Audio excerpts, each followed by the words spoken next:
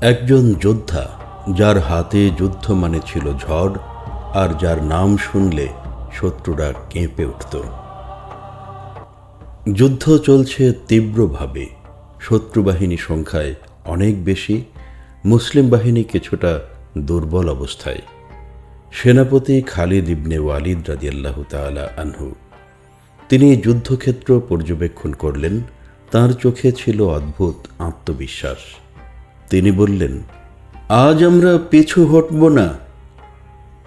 তারপর হঠাৎ এক অপ্রত্যাশিত কৌশল নিলেন।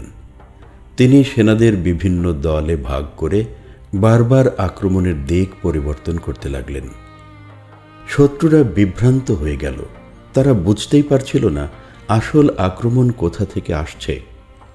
ধুলার মধ্যে শুধু তলোয়ারের ঝলকানি।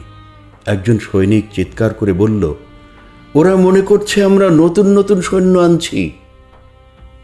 খালিদ রাদিয়াল্লাহু তাআলা আনহু হাসলেন, হাহা, এটাই কৌশল। তার এই বুদ্ধিমত্তা আর সাহসের কারণে সংখ্যায় কম হয়েও মুসলিম বাহিনী জয়লাভ করে। যুদ্ধ শেষে এক সাহাবী জিজ্ঞেস করলেন, আপনি কি কখনো ভয় পান না? তিনি বললেন, ভয় পাই, কিন্তু আল্লাহর উপর ভরসা ভয়কে ছোট করে দেয়। বীরত্ব শুধু শক্তিতে না, সঠিক সিদ্ধান্ত নেওয়ার সাহসেও।